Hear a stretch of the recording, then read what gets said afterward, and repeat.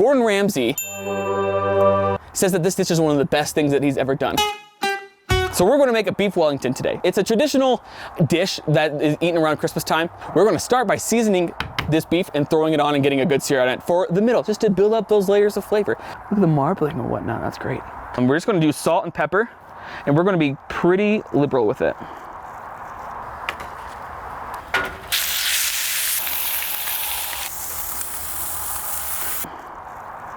So here I have just some spicy brown mustard, and we're just gonna slather this, and I mean slather it.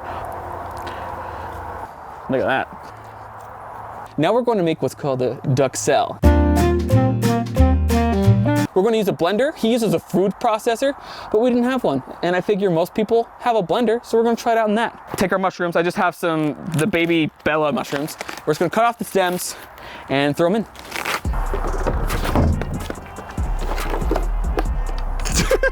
Did it look cool though? All the wins, yeah. Ain't no L's, gotta get a no call to quits. Yeah. You need to push these down, make sure they're all blending. It won't work as good as a food processor. Resume montage. I need all the wins, yeah. Ain't no L's, gotta get a no call to quits. Don't use a blender, use a food processor. Just gonna add a little bit of garlic in here. And a little salt to help draw out some more moisture. All right, while that's cooking down, we are going to get the prosciutto ready. We want to make sure that it's pretty well insulated. And then we're just going to overlap it a bit like that. Oh, that smells so good. Just like that, and get a nice thin layer. We might need some more. All right, so this has been resting. We're just going to go ahead, give it a nice little plopperoo. Rolling. That's just about right. Roll up these ends here. This is where you're going to start forming your shape. So now that you have it, you just keep rolling it up.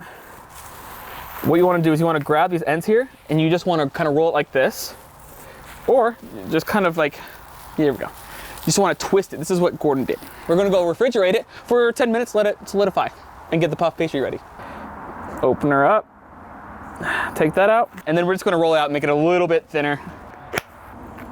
We might need another piece. I don't know if it's gonna be long enough. All right, so like that. Oh, dude, money. Is it? It's perfect. I'm just gonna kind of fold these ends. Like you're wrapping a present. Kind of like I'm wrapping a present a little bit.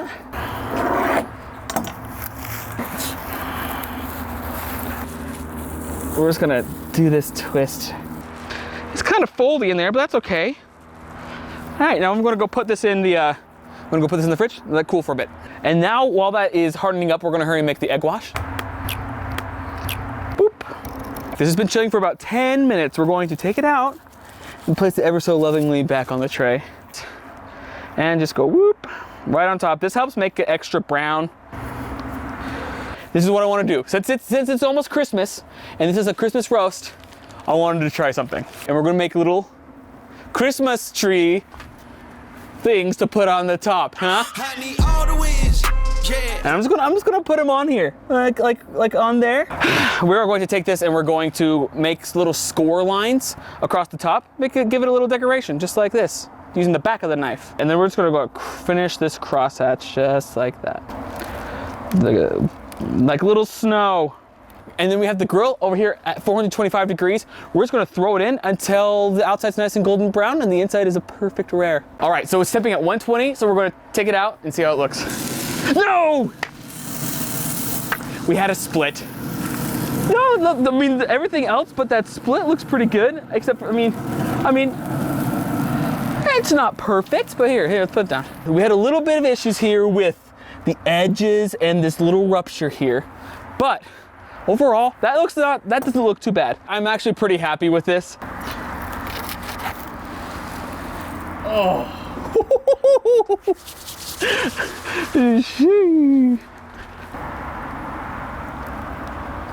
Things I'm going to change. One, we are going to make sure that we're going to roll out the puff pastry a little bit more so that that seam that we had isn't going to be as noticeable and it won't break apart there. And number two, we're not going to put the trees on. I don't think that was a good thing. And number 3, we are going to try and make sure that we really encapsulate everything in the like the prosciutto and the stuff and roll it as tight as we possibly can.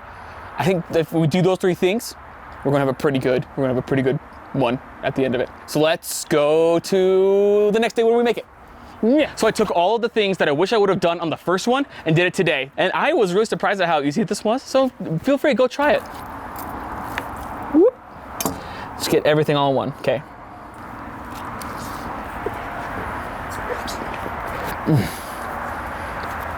That is great. What? Is it the most beautiful thing? No. Was it the simplest thing to make? No. Was it hard? Not really. Was it delicious? Yeah. It doesn't have to be that hard. Don't be afraid to freaking get your hands dirty, try it out. You never know until you try. And if you want to see me try something else that I've never done, boom, prime rib video right here. The World Food Champion taught me how to do it. Go watch it. It's great. And until next time, peace out. Better move, you might get knocked out.